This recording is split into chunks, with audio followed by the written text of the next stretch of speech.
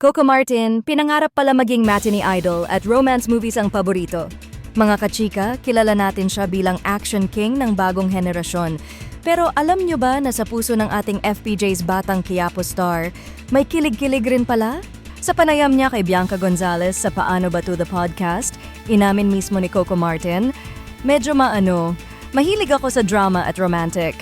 At ang mga paborito niyang pelikula, hindi mo aakalain.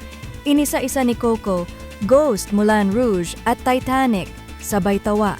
At dagdag pa, sabi ko nga, hindi bagay sa akin. Mga kachika, sinong mag-aakala, ang action king pala ay hopeless romantic sa puso.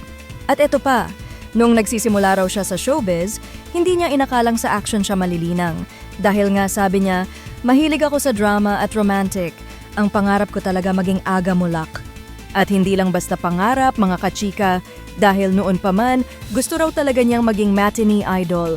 Kaya't certified fanboy rin pala siya kay Piolo Pascual. At kahit kabatch daw niya si John Lloyd Cruz, tinitingala rin niya ito. Pero dahil nagsimula si Coco as kontrabida, madalas daw ay may halong action ang mga eksena niya. At kahit na nagbida siya sa Walang Hanggan at Ikaw Lamang, napansin nila mas mataas pa rin ang ratings kapag may bakbakan.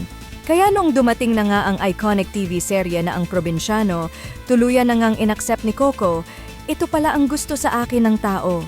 Ano sa tingin nyo mga kachika? Saan mas bagay kay Coco Martin? Sa action ba? Or sa drama at kilig na matagal na niyang minahal?